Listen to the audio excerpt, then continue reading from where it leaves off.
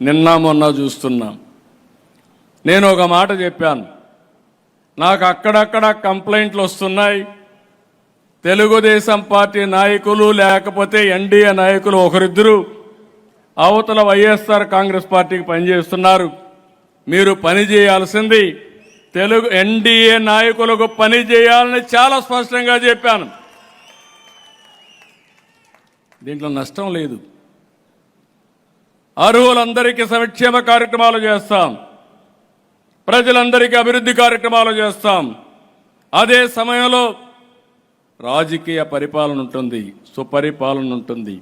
ఆ రాజకీయ సుపరిపాలనలో భాగస్వాములు ఎన్డీఏ నాయకత్వాన్ని మరొక్కసారి స్పష్టం చేస్తున్నా.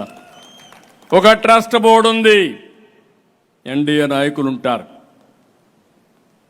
ఒక కార్పొరేషన్ ఉంటుంది, లేదంటే ఇంకో దగ్గర ఉంటాం. ఎన్డీఏ నాయకత్వం కూర్చొని డిసైడ్ చేస్తాం. ఆ గౌరవం ఎన్డీఏ నాయకులకు ఉండాలని తప్ప వైఎస్ఆర్ కాంగ్రెస్ పార్టీతో ఎవరైనా లాలూచి పడతారేమని ఆ మాట చెప్పాను. దీంట్లో గింజుకుంటున్నారు వైఎస్ఆర్ కాంగ్రెస్ పార్టీ. కబద్దార్, జాగ్రత్తగా ఉండండి, మీ ఆటలు సాగనివ్వను. అంటే ఏదో రెచ్చిపోతున్నారు.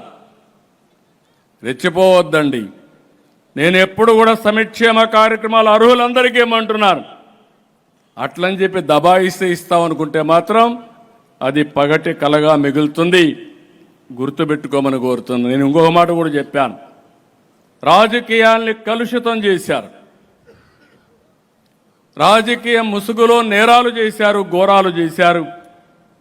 అలాంటి నేరాలు ఘోరాలు చేసినప్పుడు ఎవరు తప్పు చేసినా చట్టం దాని పని చేసుకుంటా పోతుంది తప్ప ఇంకొకటి కాదని చెప్పి కూడా నేను మీకు తెలియజేస్తున్నా.